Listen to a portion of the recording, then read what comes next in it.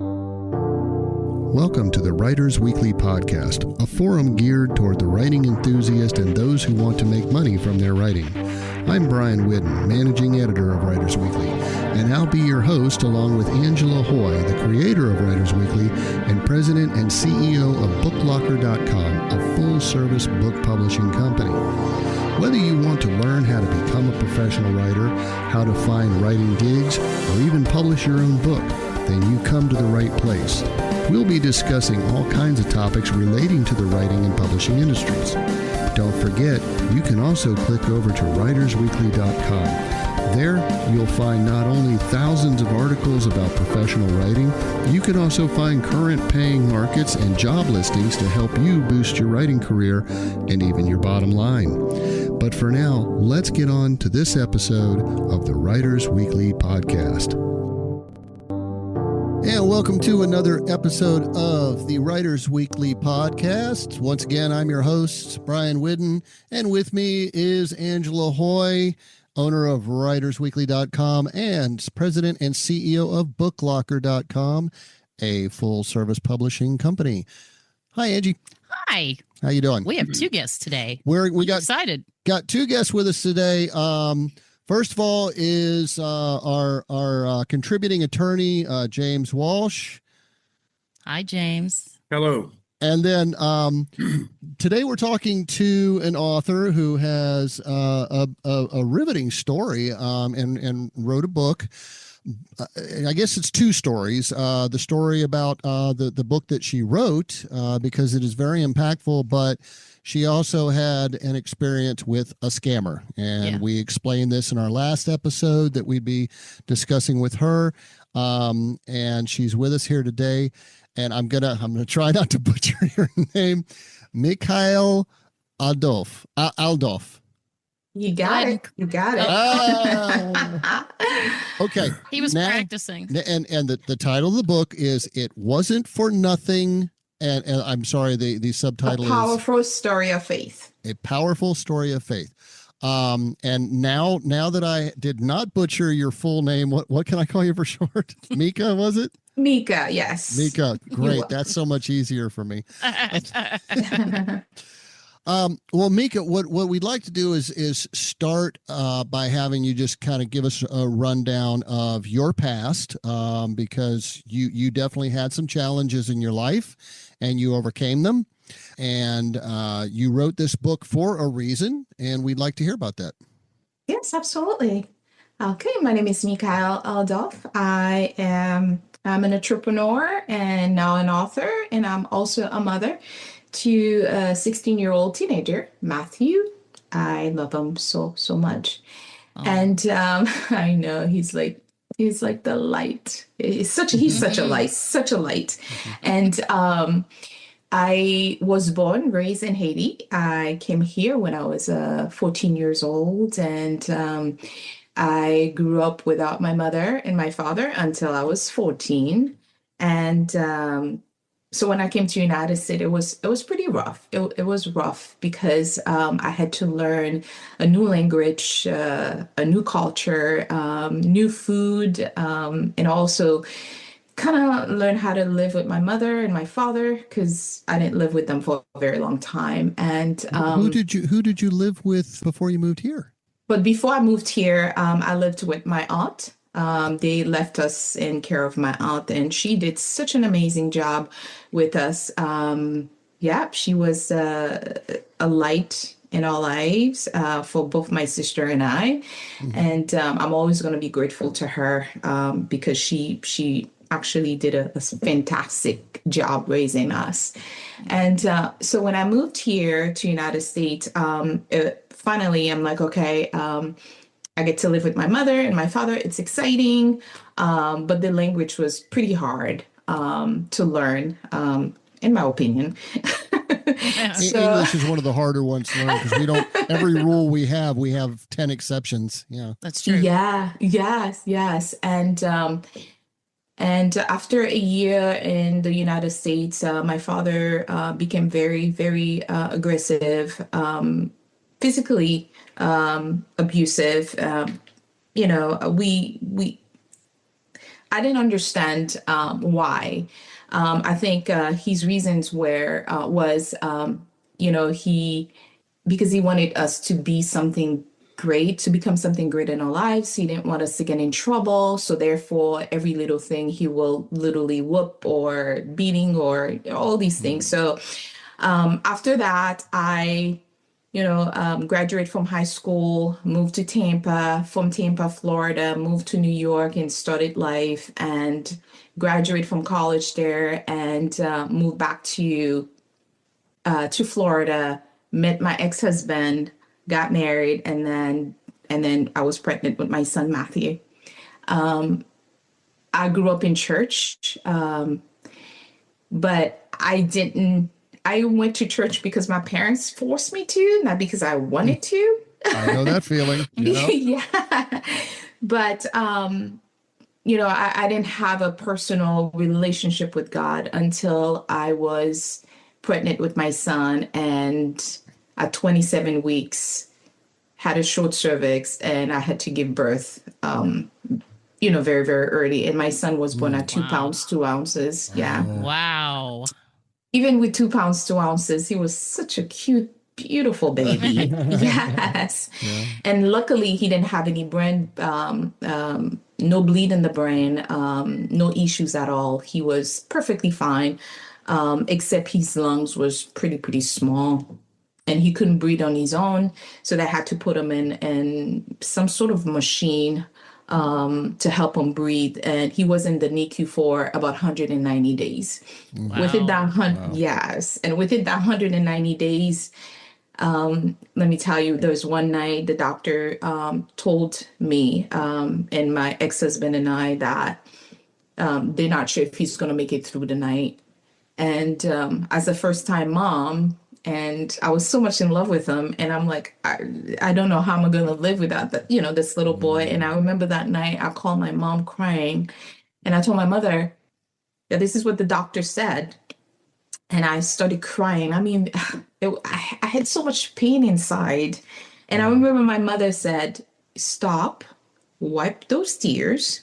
And what I need you to do right now is to take your Bible and start praying. And my mother said, the same God who created the heaven and the earth, the same God who created Matthew, and that's the same God that's going to heal your son and bring your son home. Yeah. And I listened to my mom and I started praying. Started praying. Yeah. Yes. I started praying every day. I go see Matthew in the NICU. I laid my hand over him and I pray for him and I start manifesting, seeing him as a healthy, beautiful child pretty much every day. And after 190 days, God completely healed Matthew and brought Matthew home. And Lord. yes, so I made a covenant with God and I said, if he brought Matthew home, I will write about that. I will tell the world what he's done for me. And of course, that talk in the back of my mind, I didn't write the book. Everything was perfect, have a perfect family, beautiful home. My son is doing wonderful, Then a few years later, my husband, we got a divorce. Then everything changes. And then one night I went through a depression and anxiety and all kind of stuff. And I had no choice but to turn back to God and start writing. So I start writing the story. So this book, it's not only about Matthew. This book is about two brothers of mine who was killed. Was killed. One of them, he was barely 22 years old. He was killed by his best friend. And my other brother, who was barely 20, and he was also killed by the police. And all that is in the book, and also my relationship with my father. Were they killed here or in Haiti? Here, okay. Here in the United States. Wow. Yes. So, and also my relationship with my father, how years later, my father became very sick with cancer and dementia. So I had to, kind of forgive him and stepping in and be there for him.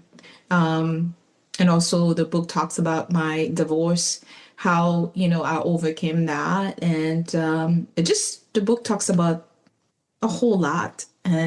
But more importantly, it talks about faith, that you don't give up no matter what.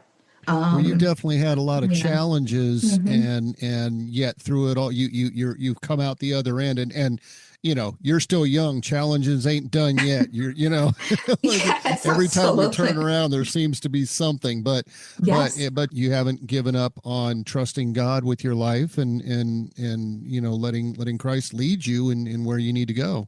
Yes, absolutely. Yeah, Mhm. Christ is the center of my life, and I don't know where would I be without him, honestly. He's everything, everything, everything to me.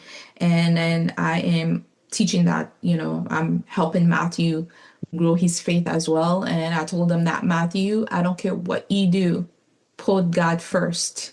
Mm. Put God first. If you don't put God first, you're gonna be lost. Yeah. And Good mama. yeah, yeah. So, I mhm. was I was raised in the church, but then I went my own path, and it took me till age 45 to finally drop to my knees in tears and say, I give up. You gotta Yes, take over, because I've screwed it all up now, yes, and I don't know the way out, and that's what changed me. yes, And absolutely. that's what So helped me much meet power. this one right over here. Yeah. So So much power and surrounding. Yeah, so much yeah. power. I had to do that myself as well. And once I surrounded to God, let me tell you, miracles after miracles after Mhm. miracles. Like you said, the challenges are always going to be there, but at least you have that foundation, like that faith that anything can come. It's fine. Yeah. So Well, I think faith in Christ. Well, absolutely, faith in Christ does not save you from troubles in life. It changes how you approach them, address them, and get through them. yes, And definitely. and I think that's the most important thing. You have any questions, Angie?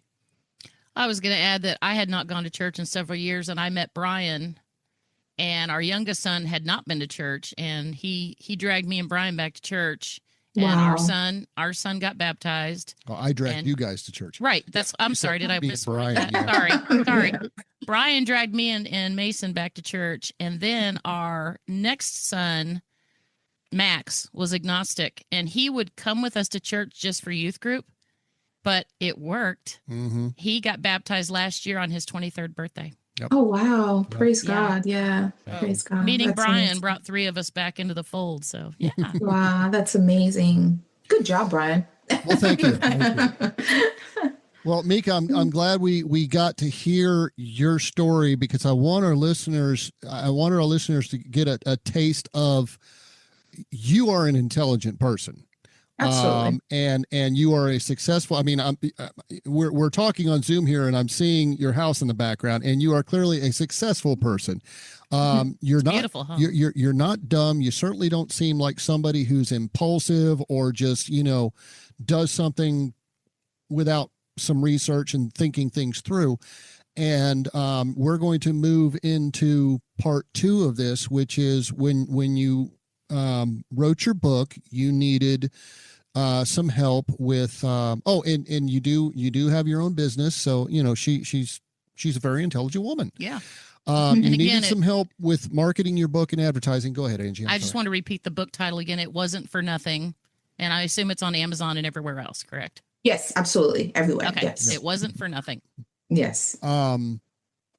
But in your search to find help with your advertising and marketing, and you needed editing and a cover for your book. Yes. Um, Everything. you found one company that something told you something wasn't right, so you moved on to another company. Wait, tell us that story. What about that first one? What was the first company and how did you find them? Actually, I did a search online. Okay. I remember my assistant told me that Mickka, move with this very carefully. And I'm like, it's publishing. I didn't know if the publishing world was brutal. Like I thought it was a pretty easy world, and so I found it online. It was New York Publishing, and It, the wait, fact it was that it was New it New York York York, Publishing Publishing or New York Publishers. Publishers? New York Publishers. Okay. Yep. NY Yeah. Publishers, right? Okay, right. Yes, Okay. yes. NY, yes, definitely NY Publishers. So, and I spoke to a lady. She was very pushy. I didn't like it. So I'm like, eh. So I said, no, I'm not interested. And that was it. That And is a then, red flag when they start pushing you to do it yesterday, get it Yep. done right now, send us some money right now. Yep. That's a huge red yes, flag. Yeah. yes, absolutely. And then for some reason, I noticed Hashberry Publishing, but there's two Hashberry Publishing that's but they're spelled differently. But I want to make sure that I'm talking about the right one. I think it's Yeah, it's ASHBERY. Yep. And they've definitely, got yeah. ashberypublishing.com and ashbery-publishing.com. But again, Yeah, there you go. ASHBERY. Yeah. Okay, go ahead.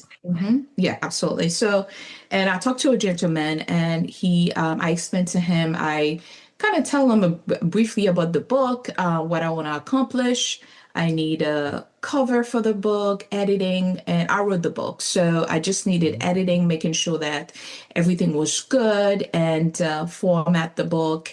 And he said it will cost me $599. And I thought, oh, okay, $599. That's pretty decent.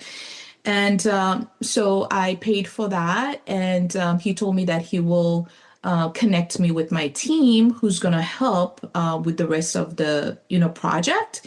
And I was like, okay, fine. And a day later, I received a call from Bill Roger. He said he was the director of Hashberry Publishing. Bill Roger. Yeah, Bill Bill Roger. Yeah.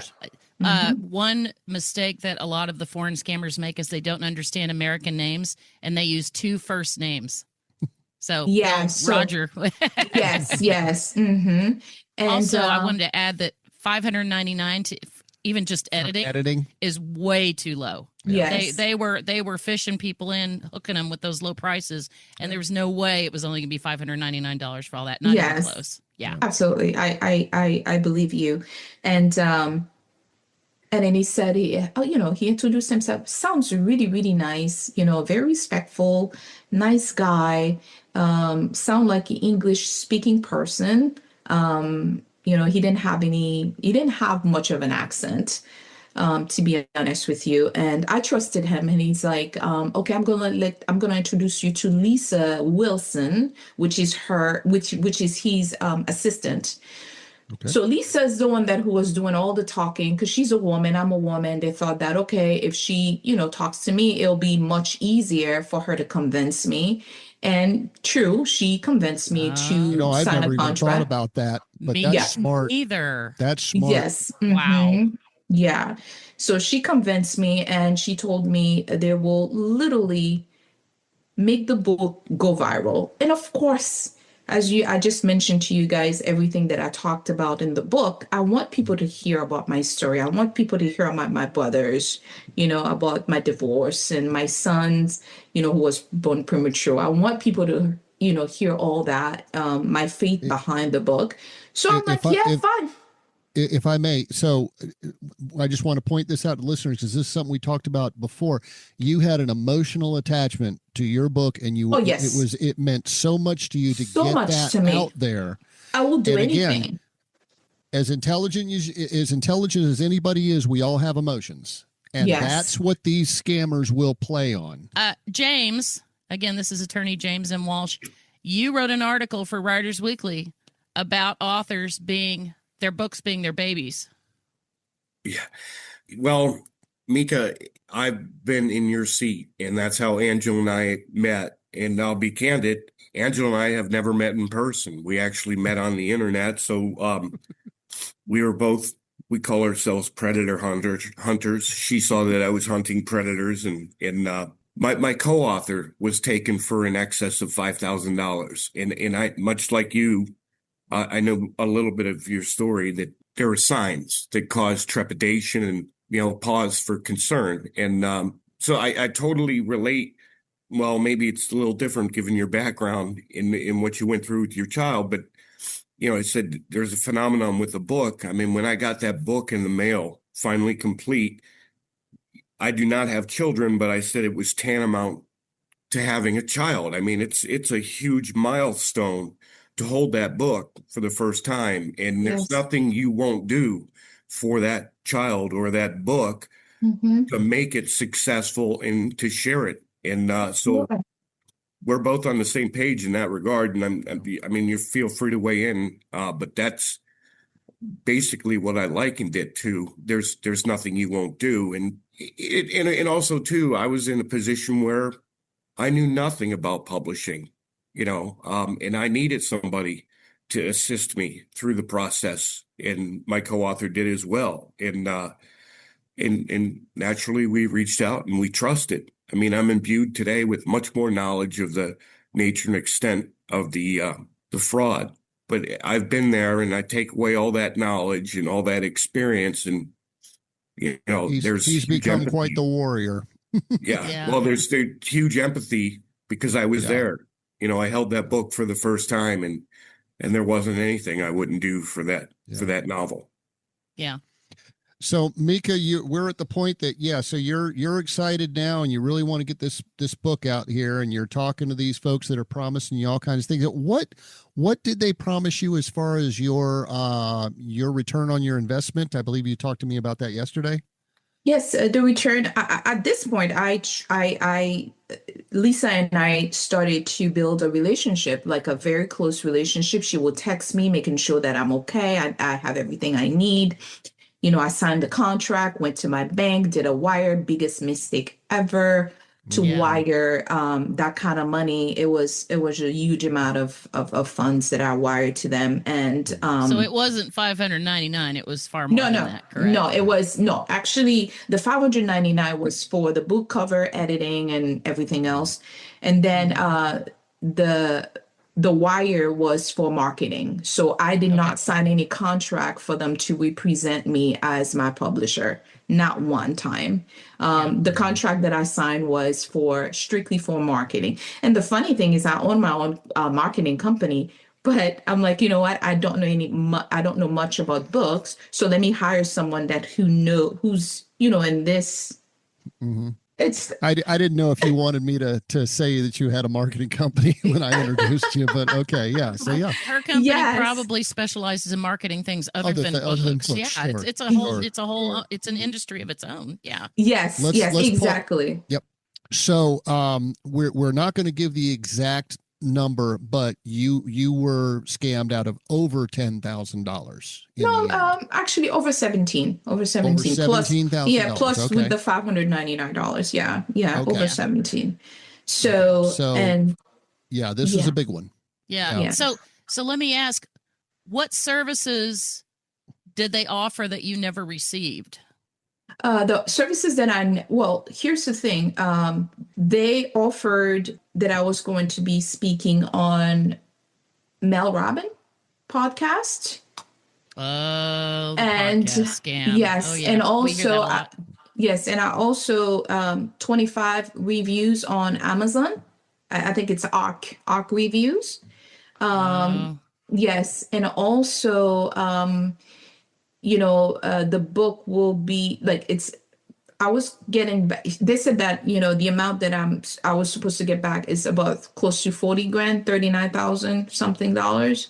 Yeah, so they promised you royalties. They promised her $40,000 in royalties. Yeah. Yeah, that's a huge red flag because even traditional publishers like Random House cannot guarantee their authors how much they're going to earn back in royalties. Yes. Anytime a so-called publisher tells an author, we guarantee you this much money, I tell the authors to run because that's and Mickka, you might find this interesting. I just interviewed another author this morning who we're going to do his podcast probably starting. I think we're setting him up for the end of December. Okay. Almost the same story. They promised him a certain amount. You're going to make your investment back in 3 months.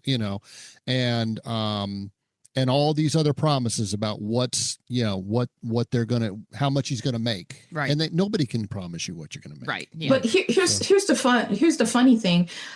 When I started asking a lot of questions, they kept delay everything. The book was supposed to publish in end of February. Something happened with Bill Friend, passed away. He had to attend the funeral. And then the book was supposed to publish again in March, April. Finally in April, they published it.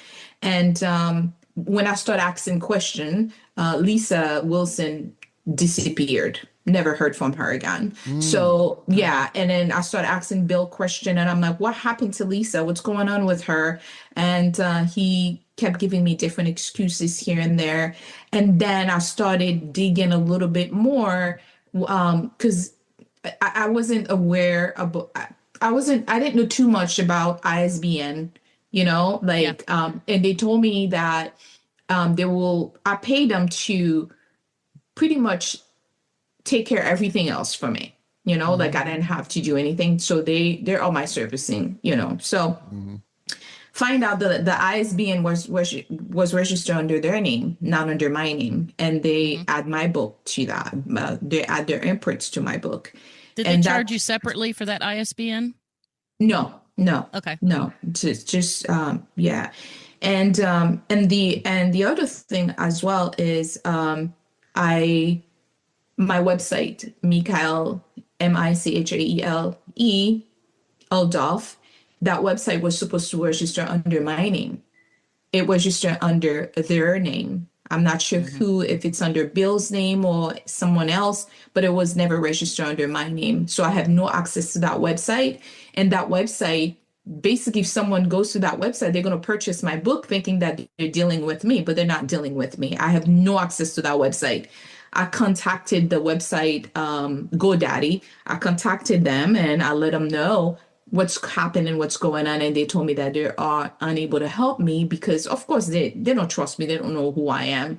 And that's when they told me that the website, it's not under your name, Michaele, it's under their name. And they told me to contact them.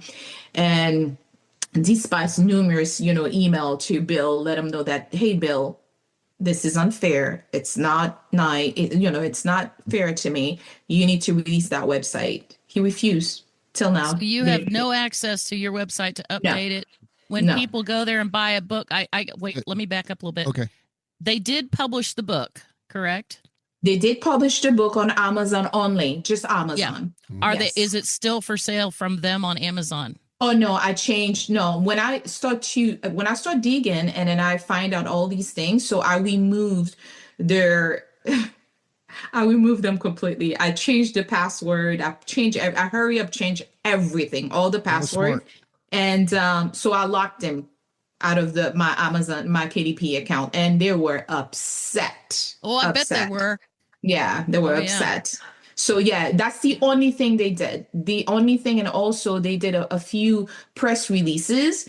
But I asked, I'm like, well, I need to see I'm a big fan to Analytic to see, how many people views that, those, press releases, and they're not able to give me anything at all. Yeah, and those are the only thing they did. Yeah, they did.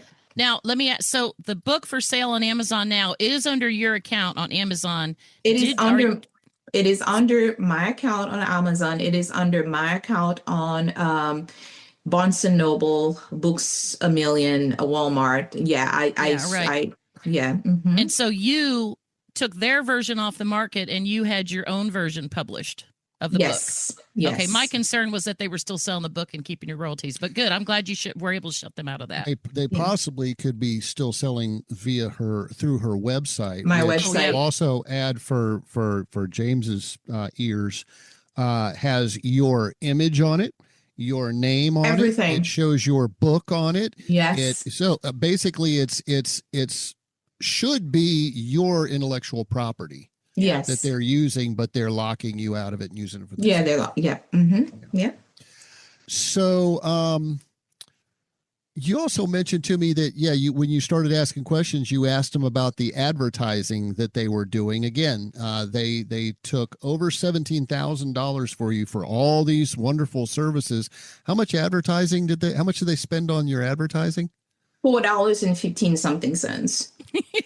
Jeez. That Yep. means, did they say where that was spent? It sounds like they boosted one ad on Facebook or something, you know? No, actually, it was through Amazon and through Amazon, my okay. KDP Oh, account, and then the funny thing is, reason why that I'm not sure if I can say it, but I want to say it. The card information they enter into my KDP account associate with New York Publishing. So that's Okay, when I knew. you go for let's segue into that. So Brian and I did the deep dive, and the first company you contacted was NY Publishers. NY Publishers or Publishing? I can't it. NY Publishers, I believe. NYpublishers.com. We're gonna cover that in the next episode. Right. But I want to mention NY Publishers is the same company as Yes. As Ashbery. As Ashbery, the exact same company. We Yes. also hold on, I gotta open my You got file those here. notes? Yeah, I do. Hold on just a second. So it was New York Publishers, NY Publishers, Ashbery Publishing, McGilligan Publishing. That's McGilligan, Mook Gilligan Publishing. Wow. And Ghostwriting Hub. All the same company, and I'm sure they have many more websites. And what we teach people with the 11 ways to spot the publishing scammers, and we'll put a link to this under this episode on writersweekly.com/podcast. This is episode 31.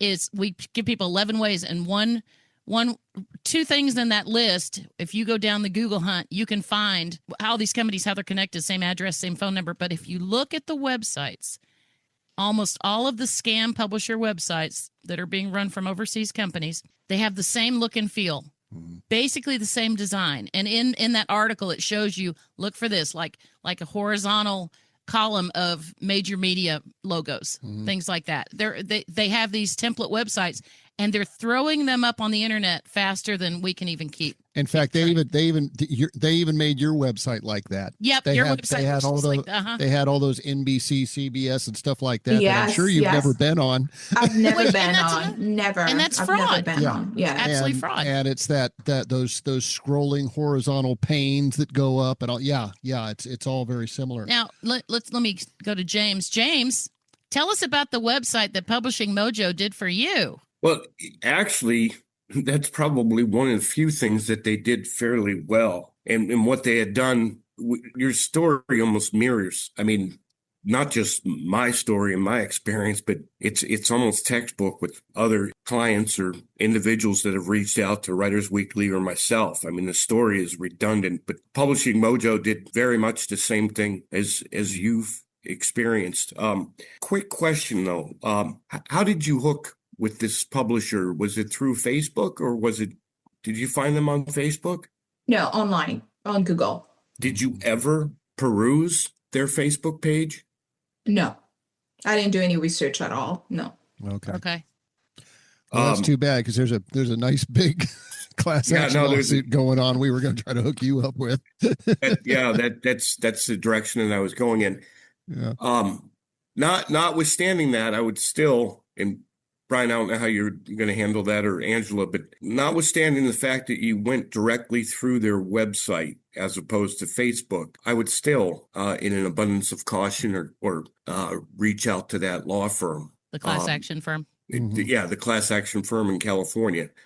And then also, I apologize, Angela, if we could digress to your, do you have the actual paperwork for the transaction that took place when you wired money, the wire transfer instruction? Oh, I have everything. I keep all text messages, all emails. I have every single, yes, I have everything. Yes. The wire transfer instructions was Yes. The name. Do you recall the recipient's name? Yes, I do know the recipient's name. It's not Bill Roger, is someone else. And it's not Ashbery Publishing either. No, it's not. See, that's textbook. And again, our banking regulations are such that, and it's almost impossible. Most people, because they're just, you'd have to have banking experience and acumen to know. But I mean, there's a very fast fuse with respect to wire transfers. And typically it's 72 hours. And moreover, to challenge a wire transfer, it requires that you contact the FBI within those 72 hours. So it's almost impossible. But nevertheless, I would still reach out to your bank, because at a minimum, I'm hoping that perhaps they can at least flag that name or that user or that recipient, and also notify the recipient bank, so that if enough people do that, then the account can be frozen or disabled. So it may not help you, but obviously you're here for a reason, to help other people and to share your story. So I would put that on your list of things. It's worth a phone call. And even if you received a percentage of what you put out, at least it's something. But that is the biggest thing that Angela and I have tried to put out over and over again is credit card, because by federal law, you're protected. Yeah. Whereas with a wire transfer, as I said, it's a very fast fuse. And it's logical. They want finality in the banking system. And trust me, if the banks could reverse their obligations to repay fraud on credit cards, they would.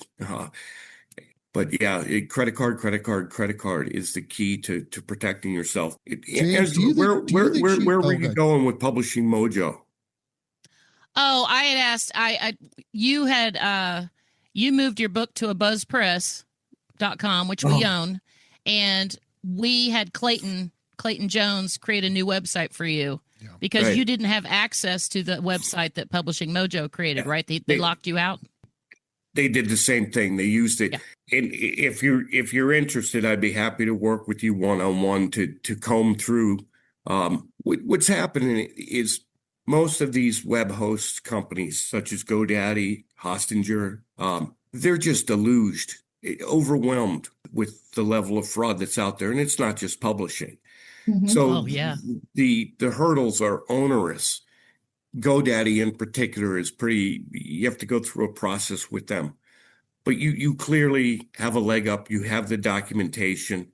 It's just the headache and heartache that you need to go through to regain control and to knock these guys out. I guarantee you that there may be some pushback or response from them, but I'm highly doubtful that will occur. I mean, there's 6 Pakistan page banisters that are associated with Ashbery. I reported this to the FBI, Facebook, the DOJ in March of this year. I forwarded that email, and Brian, you're free to share that with Mickka. You were able to confirm in March that these people are located in Pakistan. It's saying Angela has over 2,000. I have over 1,000, but the name didn't strike me. And then I go back to my spreadsheet. There's Ashbery. There's the date I reported it to Facebook. Of course, Facebook did nothing. Of course, Google did nothing. The federal government agencies did nothing, and now you've been ensnared. I went and looked them up again on Facebook today. It still says they have a page manager in Pakistan. Yeah. They're still on Facebook. They've been reported to Facebook, and Facebook doesn't care. Your page number ID, Angela, does not match mine, so they've reinvented themselves. So who knows? I mean, we're going back to March that the site was taken down. Now that the one that you sent me is a different page ID number. Oh, you call that a redux, right? Yeah, I call it a redux, or I want to kind of gear this. We're down to about the last 15 minutes here. I wanted to gear back over to Mickka. That's okay. I have a quick question. Okay. Mickka, the person's name on the wire transfer, is it an individual's name? Yes. Okay, it's probably a money mule. And we've written about that in Writers Weekly. A money mule is somebody who agrees to take money for somebody and move that money somewhere else. It's money laundering. So, and if it's an individual's name, it's probably a money mule. They may or may not know that they're breaking the law, but ignorance is no excuse. And if they get caught, they're going to jail. Yeah. Okay, go ahead, Brian. Well, Mickka, so all this happened this year, 2025. And what I'm curious about, are you still being contacted by Ashbery at all? No. Okay. Actually, I'm in the middle right now with I think Angie and I, we talked about that. I'm in the middle of a case right now with them. My Okay. lawyer is still looking through everything, and the FBI will be getting involved in this. Good. Great. Yes. Great. So we Awesome. are, yeah. So I'm the only thing that I need. I said money comes and go. The just life. But Good attitude. what? Yeah, And but I said that I need access to the website. That's all I need. It's I need actually a access to good-looking my website. Yes, and it could serve you well. Yeah. I would like to delve into, so once you realize that this was not on the level, emotionally, what did that do? Where were we at with that? Oh my God. So, the story, the title of my book, it says it wasn't for nothing. So nothing happens in your life for nothing. There's a reason. True. There's a reason behind it. There's gotta be a reason. So I was very, very down about this situation, but I didn't let that destroy, my faith or trust in anyone else. So I decided I worked with my assistant, and we decided to launch my own publishing company. And now I'm Good for you. helping. And now I'm helping local authors here in our community, and I also everybody who has questioned Mickka, is this legit? Is this company legit? And I remember your company, one of the authors talked about that, and I'm like, oh yeah, they're legit. I know them, and yes, so I'm spreading the words out there, making sure that no one in my community have to go through what I went through. So Amen. that's Good to have another soldier yeah. on our side. Right. Yeah. Yes. Awesome. Yeah. Awesome. Yeah. I had So another question that might Go ahead. regress a little bit. They also took control of your social media accounts. Is that correct? yes, they did. They did. Facebook. Here's the thing about Facebook. My thing was they promised that I will have commenting, likes, interactions. And within a week and two, I didn't see any commenting. I didn't see any likes. I didn't see any, like, nothing. And within like 30 days, and I told them, what's going on? Why there's nobody, following or, interacting with the, with the Facebook page. And within 2 hours, I have close to 1,500 or 1,200 followers on Facebook. Oh my gosh. So those that are is bots. Fraud. Yeah. They bought those from a click farm. Yep. Yes. They sure did. Yeah. Yeah. Those are not real followers. It's disgusting. Yeah. And yeah. And as far as like the social media my only social media, I'm nowhere but Instagram. It's Uptown with Mickka. That's it. And also now, in my marketing company, that's pretty much it. I'm nowhere else. So I really don't care much about, TikTok, and they did open TikTok as well. So they did create an account on TikTok as well. Do you have access to those accounts that they created? No, I don't. Yeah. Okay. That's what I was curious about. Okay. Now, your Instagram account, are you okay with us putting that in absolutely. the description Yeah. on here? Yeah. Okay. Just so everyone knows, Mickka is not one of our authors. She did this independently, Yep. but we're happy to help you get the word out for your book just as Yes. well, and see if we Absolutely. can't send some buyers your way. And we never charge authors to be on our podcast. Nope. Yeah. Nope. We Yes. want no money from this whatsoever. Yes, absolutely. Thank you so much. Yeah. Ashbery wanted to charge her to be on that guy's podcast, but man, never pay to be on a podcast because all those are scams now too. Yeah. Except ours. Yes. So, well, I mean, it's you have a phenomenal attitude, though. I mean, I love that you're just, okay, it happened and it sucked, and I'm glad you got your own attorney and you are pursuing this. That's good because we are. What these SOBs depend on is people just slinking off into the night and not telling anybody because they're embarrassed or whatever. Right. They depend on being in Pakistan and thinking they can't be touched. But I think if enough people start reporting and our government gets enough of these complaints and really gets a good picture of how well they're already taking Meta. They're taking on Meta with all their They're advertising that targets, that from scammers and targeting children as well. Right. And we did something on that a couple of weeks back. Yeah, and James has written extensively on that as well. And under this episode, writersweekly.com/podcast, episode 31, we're going to put the contact information for that law firm because, excuse me, winter allergy. Cholera. Under this episode, writersweekly.com/podcast, episode 31, we're going to put the information for that law firm that's filing the class action against Facebook. If anybody listening, has clicked on an ad on Facebook and gotten scammed, contact that law firm, not just for publishing. Yeah, if you bought a pencil that wasn't up to snuff, contact that law firm. They're dealing with not just publishing, but products as well. Yeah. Okay, so once again, the title of the book, It Wasn't for Nothing. A Powerful Story of Faith. Powerful Story of Faith. And that's almost, your subtitle's almost more important than the title, doesn't it? Yeah. Let me ask it. James was making notes. James, do you have any other questions or comments? No, we can kind of, I tell you this at the end, but Mickka, if there's anything I can do with your local council to educate him, I've been at this for 2 years. Angela and I have been at this for 2 years. Angela, obviously much longer, but roughly 2 years is and it's right at Cambridge Analytica scandal with Facebook when the nature and extent of the fraud has come to light. But if there's anything that I can do, and it's pro bono, I'd be happy to educate your attorney. And there are some important, there's a single most important case, which is an arrow in the quiver of the law firm in California, Calise versus Meta Platforms, Inc.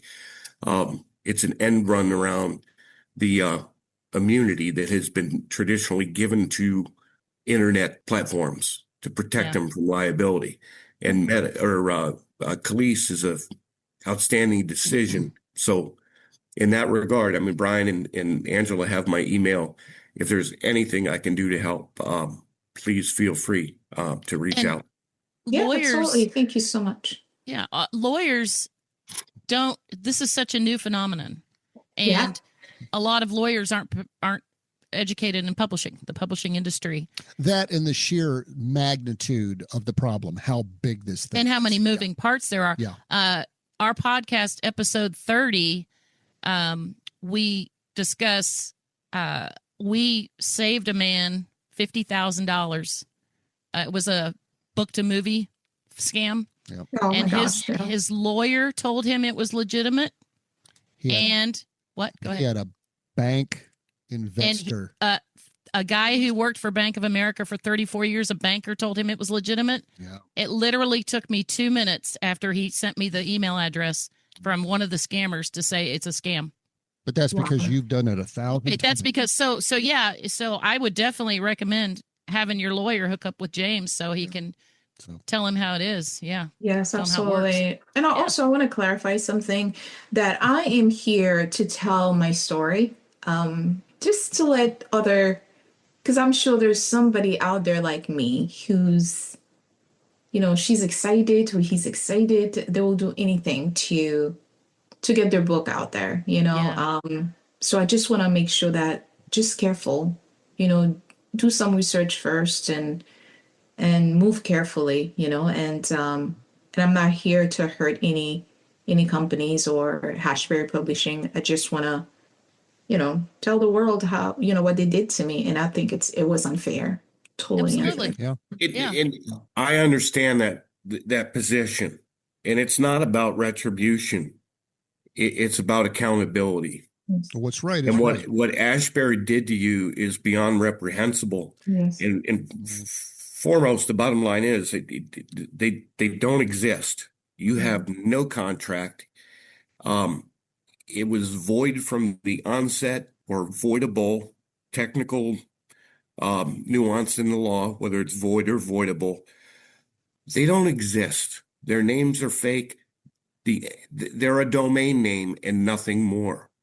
They were created to defraud you and others. But I appreciate your, I guess, almost a level of forgiveness but it's about accountability and to prevent other people from taking the same fall. And I guarantee you, I mean, we don't know and we'll never know, but if I was a gambling man, there's probably hundreds of other people just like you who fell prey to these 3 or 4 domain names, New York publishers, Ashbery. We're sure there's more. And it's repugnant because you hit on something that just is brutal. The woman built a rapport with you.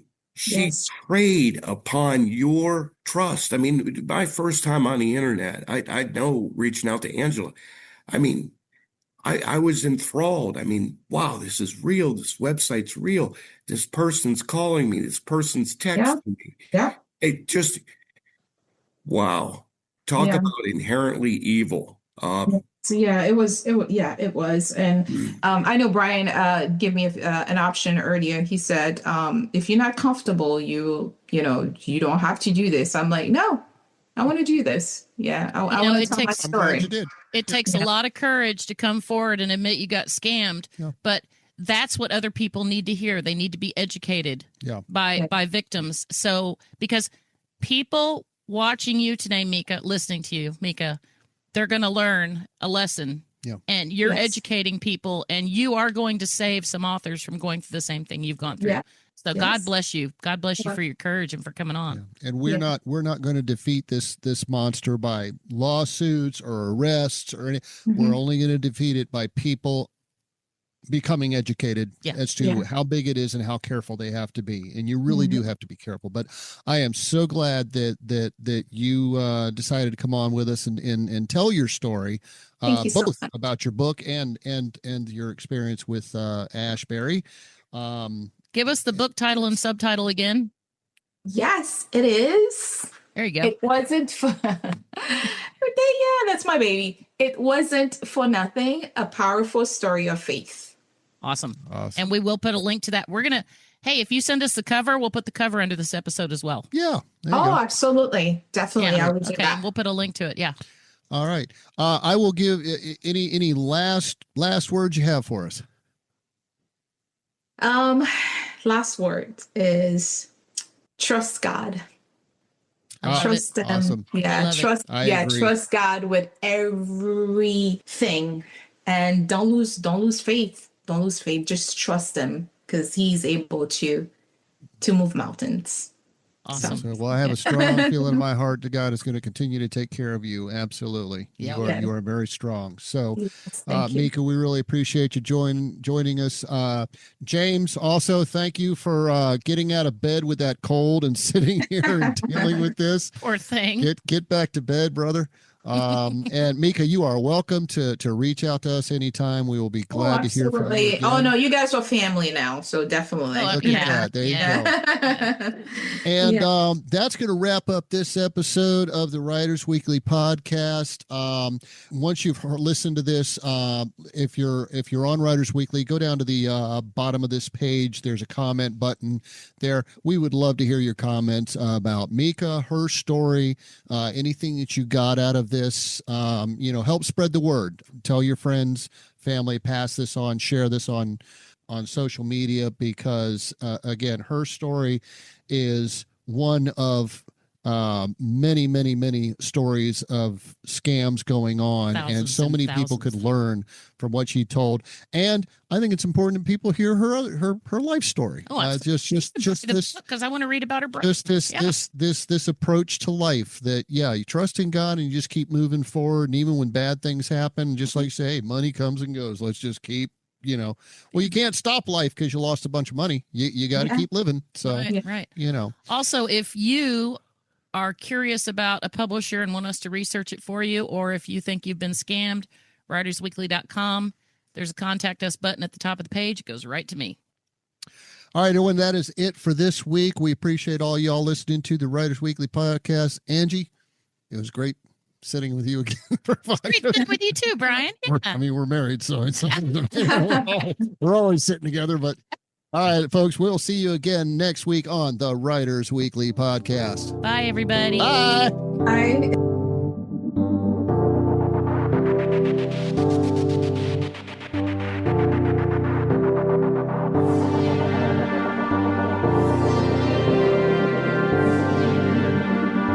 you.